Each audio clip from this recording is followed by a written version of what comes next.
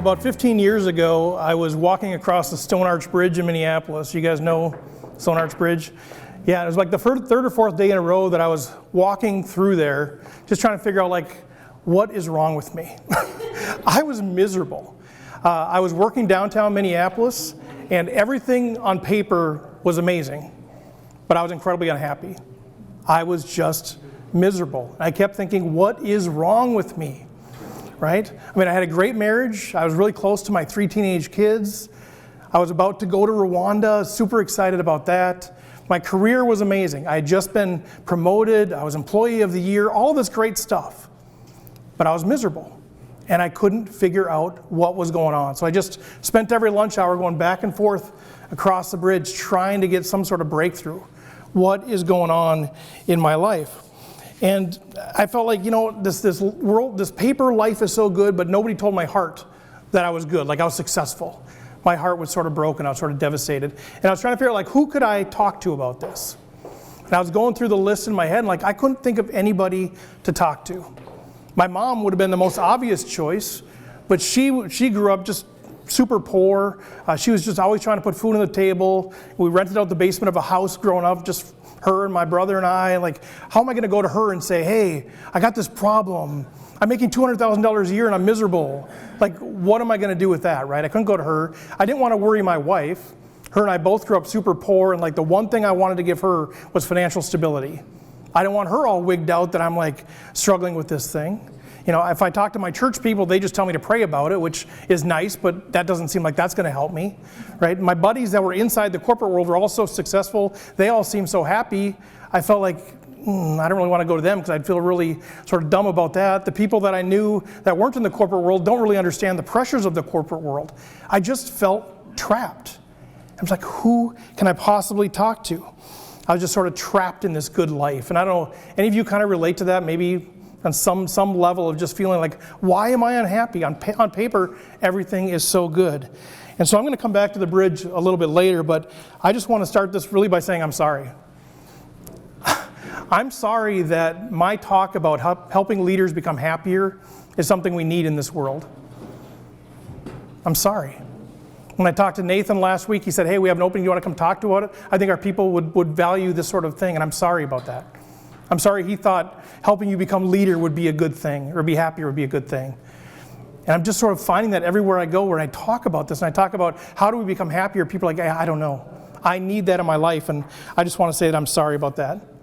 The world needs effective leaders, but the world needs happier leaders. We're at a time right now where we need to be happy. Our people are looking for happiness, right? They're looking for joy. They're looking for fulfillment. Yeah, we want financial success. We want success in our career, but man, don't we want to be happier? I think it's what we need. And so I'm just sorry for those of you that this resonates with, that you're saying, yeah, I'm going to talk to become happier, and I hope it helps. I hope it sticks. And this is my journey. I'm talking about the bridge. I'm talking about my life. There's seasons of happiness. There's seasons of unhappiness. And it's sad when you feel like I just need to find out a way to become happier. So I'm sorry about that. But speaking of being happy and unhappy, anybody ever have back trouble?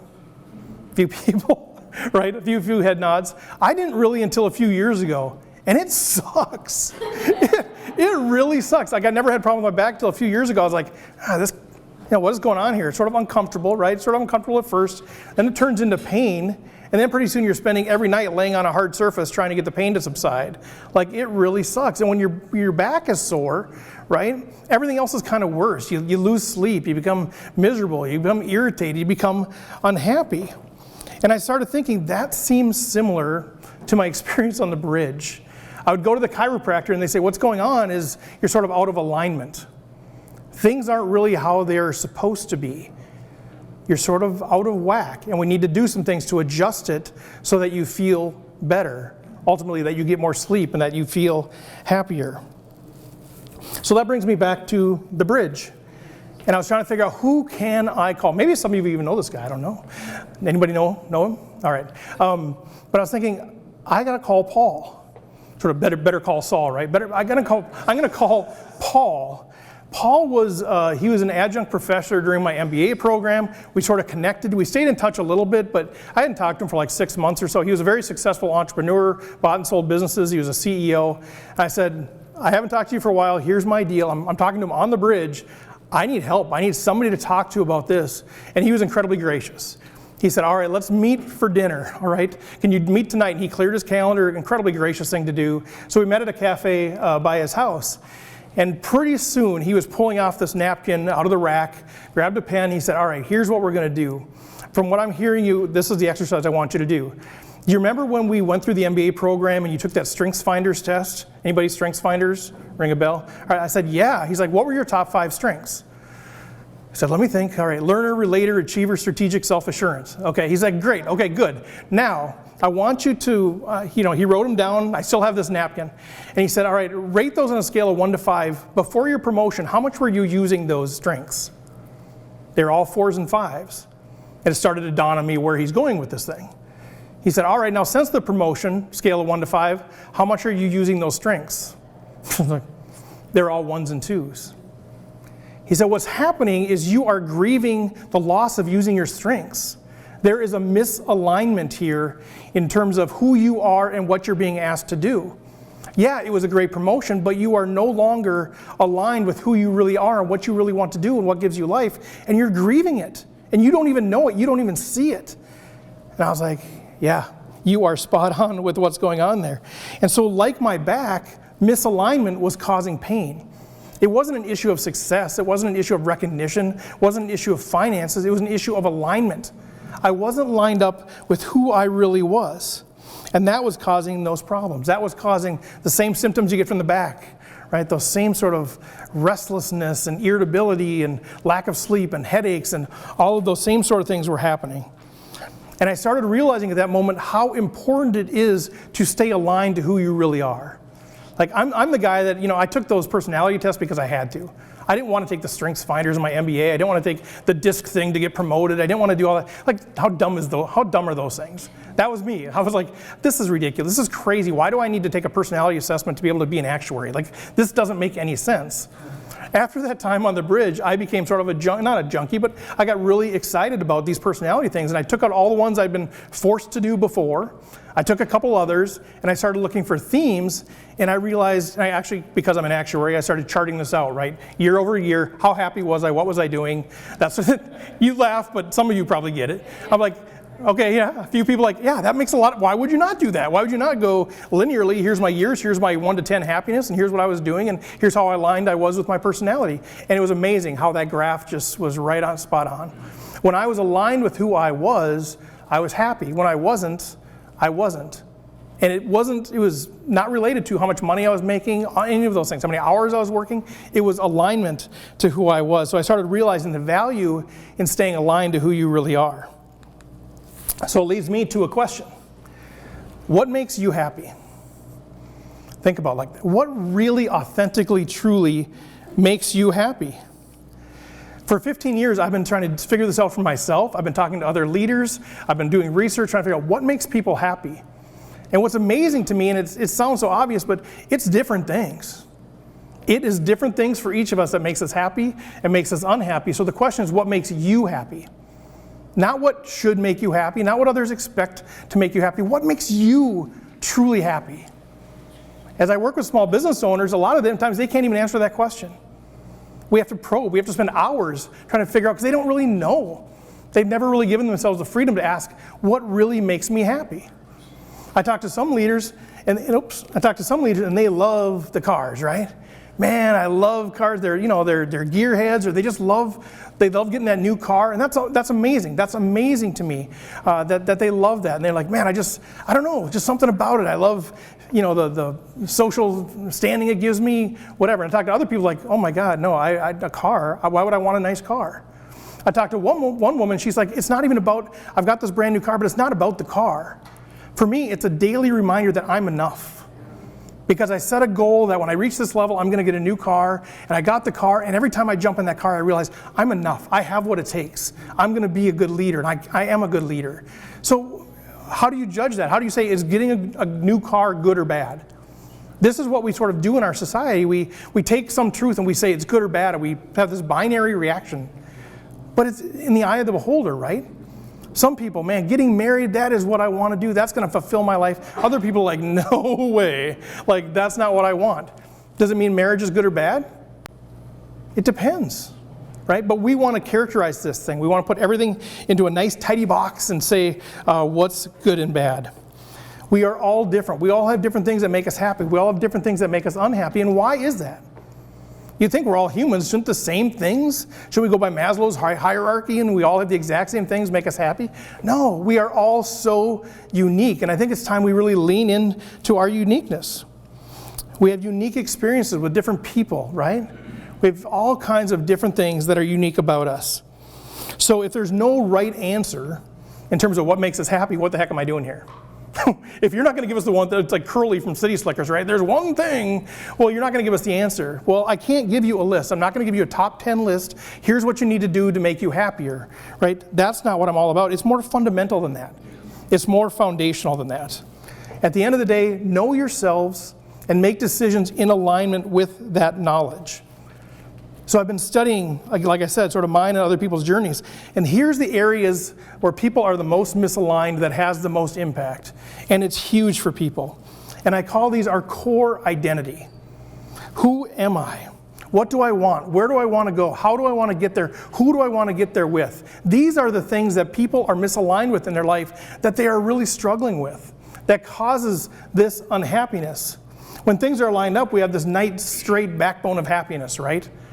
But when these things start getting wigged out, when we start living our life, leading our organizations, making decisions that aren't lined up with this thing, at first maybe there's no problem, but over time it starts to create this misalignment. It starts to create that sort of that feeling when your back starts tweaking, and eventually it's going to cause pain, misery, and unhappiness.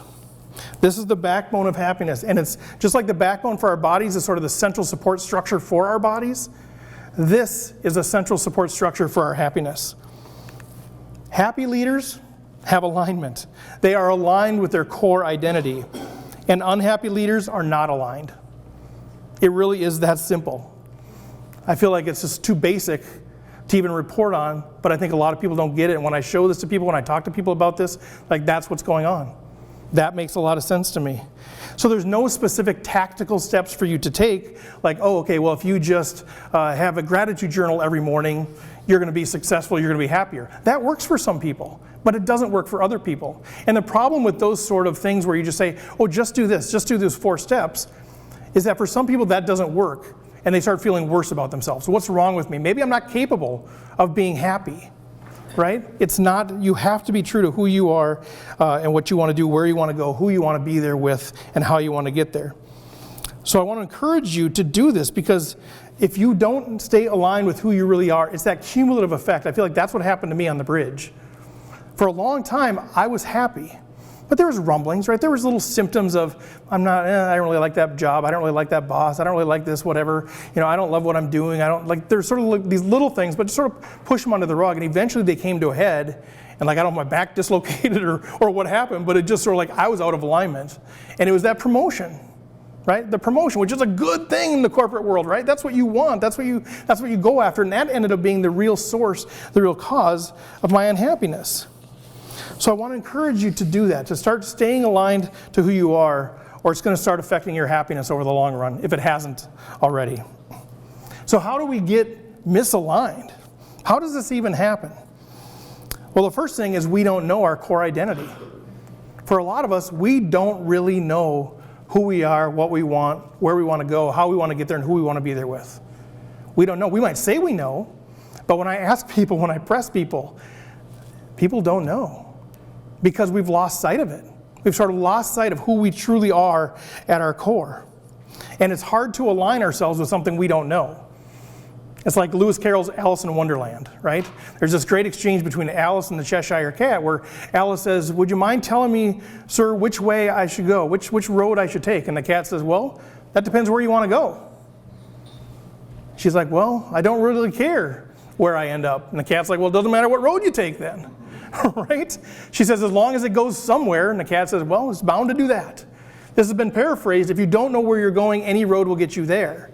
Right? If we don't know who we really are at our core, if we don't know how we want to live our life, how we want to lead our organizations, how we want to run our small business, then how do we make decisions that are aligned with that?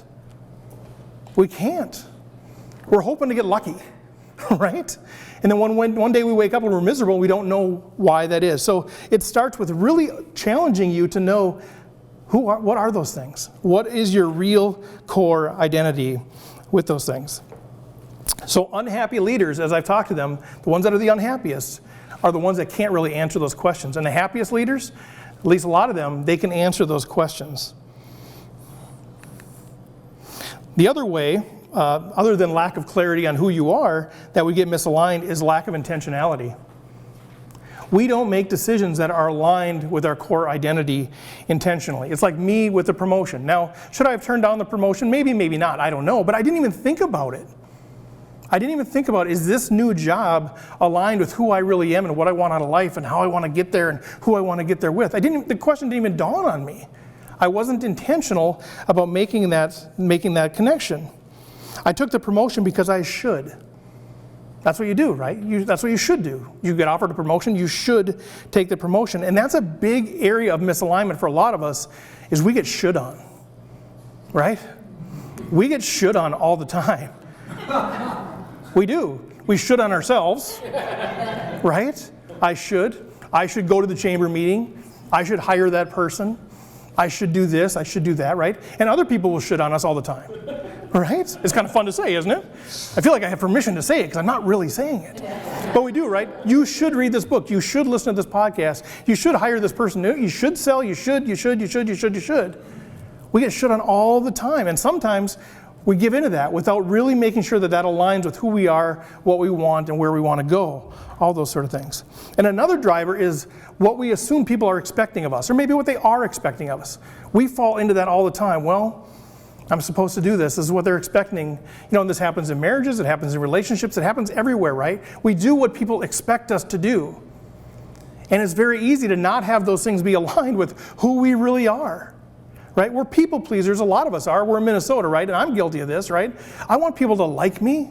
I want people to refer me, right? I want people to think well of me. And so I'm going to do what they expect because somehow that's going to help me feel better. And maybe in the short run it does, right? Short run, I feel better, they feel better. But what I'm talking about is this long run misalignment that happens from the accumulation of these decisions that are made not in alignment with who we are. Over time, they accumulate. If I'm constantly doing things because I should, or somebody else thinks I should, or because people expect that of me, man, I might have this short-term success. But for me and for a lot of people that I've talked to, over time, that creates this gap. It creates this misalignment. It creates that crooked backbone. And one day we wake up and say, I'm miserable.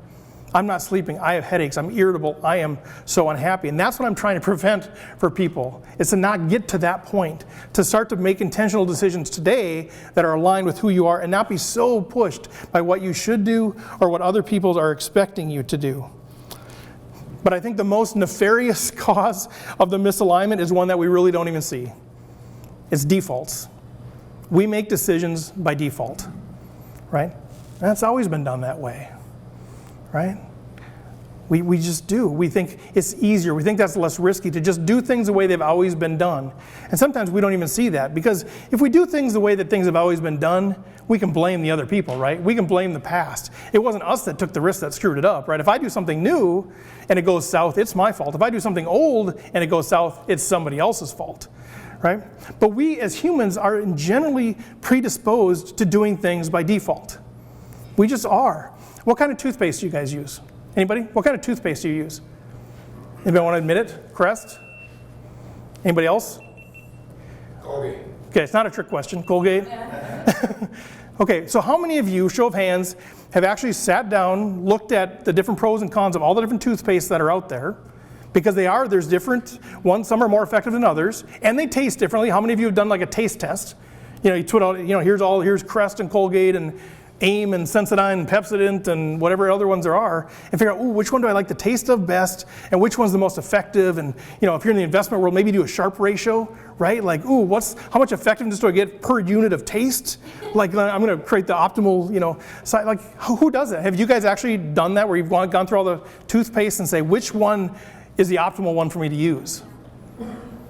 Nobody's going to admit it, but nobody has, right? You use the kind you grew up with or the kind you married into or whatever it is, right? You just do it by default. I've used Crest my entire life. Never even tried something else. It's just the default. This is kind of a fun example, but we do the same thing. Miracle Whip or mayonnaise.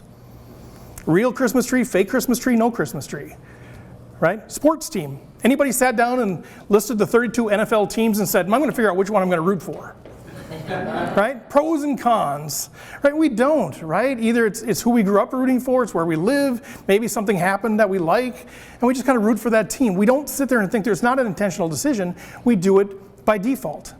And these are just sort of fun examples, but they get more serious as we get going into this thing. Spirituality, politics. There's a few people that have sat down and said, okay, I'm really going to evaluate, this whole idea of, whatever. Is there a God? What does that look like? Some people are going to sit down and they're going to say, well, personal accountability versus social, equitable opportunity. Most people don't sit down and actually think through those political or spiritual things. And I'm not trying to make this political or spiritual. I'm just saying we don't. A lot of us just we inherit what that is from our parents, from our community, from our friends, from our school, and then we just that's who we are. That's what we are. That's our identity politically and spiritually, right? We don't really think about this thing. And then we get into a conversation and we don't really know why we believe things. And we wake up one day like, I don't know why I believe this. I just always have. There was a great study done several years ago where they took 3 minutes? Oh my gosh. All right. I'd planned on 30. So, all right. Well, no, that's good. Thank you. I need that. I'll just do a couple of these things then quick. We're pretty close. There's a great study done several years ago where they took a cohort of people and they said, all right, here's what we're going to do. We'll figure out your good hand, right, your throwing hand, and you're going to go up to that line, you're going to throw a ball in the basket. If you make it, you get a candy bar. Okay, sweet. We all got it. All right, everybody good? They went up to the line, and each person one by one, they said, hey, you got a second option. You can use your left hand, and if you make it, you get 2 candy bars. What do you want to do? Which do you want to do? About 80% of the people stuck with the first one, the good hand for 1 candy bar. Then they brought in a whole other cohort of people. They said, all right, here's the deal. Figure out your bad hand, and you're going to go up to that line, you're going to throw with your bad hand, and if you make it, you get 2 candy bars. And then as people went up to the line, they said, hey, you have another option. If you want to use your good hand, you can try it and you get 1 candy bar. About 80% of the people stuck with their left hand. Exact same option, right? Good hand for 1, bad hand for 2. What was the difference? It was the default. This was the plan. I don't want to go against the plan. I figured out the plan. I'm going to stick with that. Same logical decision. Organ donation. Same sort of thing. Countries like the US where you have to opt in, organ donation is way lower than the countries where you have to opt out. Exact same logical decision. Do I want to donate my organs? Yes or no? We stick with the defaults. Right? We don't want to go against the grain. We just think that's easier. That's what everybody else is doing. And so we stick with the default. So that is one of the key drivers. And one of the things about this is that it's almost like, it's like a tennis ball. Right? A tennis ball is just an object. It requires some sort of external force to move it. Right? If I set it here, if there's no external force, it's going to sit there forever. Right? Nothing, if I don't move it, the wind doesn't blow, you guys don't come up, it's going to sit there forever. And I think sometimes we treat our lives like we're tennis balls. We're waiting for some external force to come in, or if somebody bounces us, if somebody throws us, we'll just go with that. The point that I'm trying to make is we're not a tennis ball. We actually have the agency to start and stop and to change directions ourselves. We can be more intentional about our lives than just sort of living through them by default, right? We can actually make those decisions ourselves. So I'll figure out a way to wrap this up. But the happiest leaders I know, they know themselves and they're intentionally making decisions that are aligned with that. So here's just final things. I'm not going to give you that list. I think that's an insult to your uniqueness. To say, here's the 5 things you need to do to be happier. Now again, that works for some people. It doesn't work for other people. Right? And you're just going to feel worse. I've done them. I've forced myself to write a gratitude journal every day to write something I'm grateful for. And yeah, maybe it kind of helps, but I hate writing. And it just didn't do anything for me. And then I felt worse. Am I an ingrate? What's wrong with me? And I felt worse about who I was. Right? And so I'm not going to give you that sort of list. My challenge to you is to really ask yourself, who am I? What do I want? Where do I want to go? How do I want to get there? Who do I want to get there with? And then as you start making decisions in your day-to-day life, in your leadership, just at least ask yourself, check in. Is this aligned with who I really am? And maybe spend some time looking back and saying, when I was unhappy, how would that relate to my misalignment between who I was and what I was being asked to do? And a final note about hope. Hope is a powerful thing, and I know we've got a couple pastors here. I'm a former executive pastor myself. Hope is powerful. Hope gets us through a lot of things. The people of Ukraine, there's hope, right?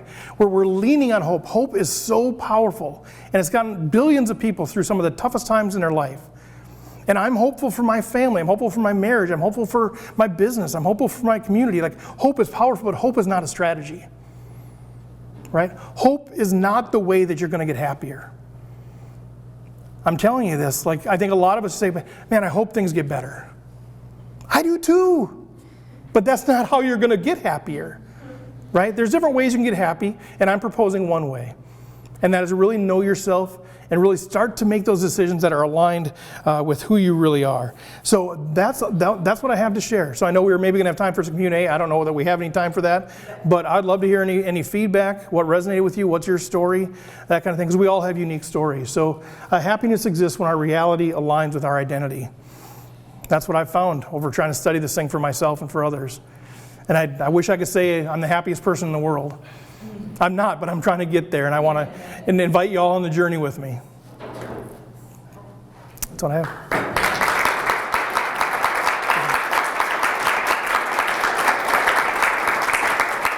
Thanks. So, does anybody have any questions? Steve, what do you do? I mean, obviously you volunteered to come speak here today, but what kind of services or, I know I've got your business card. Sure. It's highlighted that you're a consultant, coach, and speaker. yeah. Kind of maybe expand a little bit. I'm terrible at selling myself. I hate sales. Right. So I don't want you to. I'm just no, kidding. so I'm In more general, more and more doing speaking, trying to help leaders become happier. That's really what I do. So it's speaking, it's workshops, it's some coaching, that sort of thing. I guess the core of what I do after I left the corporate world about 3 years ago is small business stuff. So you mentioned small business is what I do. So we're really ultimately I'm trying to make our communities more vibrant. Like, that is my heart. How can our communities become more vibrant? It just breaks my heart when they're not. And so when I left the corporate world, I had a vision of what that would look like, but then I just surrounded myself with people and I said, what's my contribution to this? There's things I do well, there's things I don't do well. And we say, you know what, helping those micro businesses, the mom and pop shops, the entrepreneurs, the people that normally are getting sort of the leftover support, what if we give them the level of support that normally is reserved for those bigger companies? Because that's what I bring to the table, myself and my network of MBAs and all these sort of folks. And so that's where I spend most of my time, is working with state agencies, working with micro businesses, and just helping them either start businesses or take their business to the next level. And certainly COVID has been a part of that. So we've done a fair amount through the Federal CARES Act money in terms of helping small businesses build a website, get an online presence, kind of reinvent what they do. So you asked what I do. I do a lot of different things. I'm trying to do more speaking because I really do love this. I love to meet people in this way. But the core of what I do is small business coaching, consulting, and training. Okay, fantastic. Long answer to short question. So, I'm not sure how to phrase this into a question, but I looked at 4 out of 5 of your backbones of happiness, and they're all I want. How do we find happiness in selfishness? Yeah, you know what? That's been a huge struggle for me, and I could unpack that for hours. And if you want to stick around, that is my thing. Like, I'm a people pleaser. I want to give. I want to give. I want to give. And I think that's part of what got me on the bridge in that moment, where I'm like, honestly, I don't think I was suicidal, but I'm like, do I just jump off here? Like, I was so miserable. I didn't know what to do. And so I had to realize that what's going to happen, what's best for me and my family and my community, is that I'm happy. And what that means is I need to start watching out for myself. And that feels, even just saying it here, feels very selfish of me. Because I do work in Rwanda, I've worked for the church, I work for nonprofits, like serve. And I find a lot of value in service. I really do. Like, it changes me and it helps me more than anything.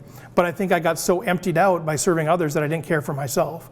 And so the value of that, and I don't know if I'm answering your question, but that self-care, watching out for the I, feels selfish, but I feel like that's the best thing that I can give the world, is to be happy and to be who I really am, and be able to give them as much as I want, or as much as I can. Might add to that, Steve, that Yeah. the good book says to love your neighbor as yourself. So therefore, it works together. Yeah, I typically have loved my neighbors more than myself. I'll be honest. Yeah. Well, kind of segueing on that, I don't know if you've heard the rules of coaching, but the first rule of coaching is my life's more important than your life. Because if you're going to be helping people, they can't take so much of your soul that you can no longer be there to help them. You've got to be around. The second rule is your life's more important than your feelings. And that's how you can overcome the resistance. So, I think that goes into that play. But I was actually thinking about what you're talking about, the resistance to change. They've seen that on the 401k side of things, where companies that have traditional 401ks tend to have lower enrollment than those that have automatic enrollment. Yeah. Because people won't opt in. Yep. But once they're automatically opted in, they won't opt out. 100%. So Yep. Very, very much things have happened. Yep. Yeah, and I don't know what that is, if we're hardwired that way, if society's made us that way, but we don't want to check the box. We don't want to do something that we think other people Most aren't. of them don't ever even log in. So that's Well, there is that, but we don't want to, we think it's too risky to do something. We don't want to do what other people aren't doing, And so, marketing has learned this. If Nathan was here, he could talk. That's a lot of what marketing is based on. We know how people make choices, and part of that is they make choices by default. And so you figure out a way to sell products or whatever to leverage that. So companies are doing it, which sort of reinforces the whole notion, which is why I think part of this is very hardwired too. Hi. You mean like Facebook? Sure. Fantastic. All right. Well, you did a great job. Thank you so much. My pleasure.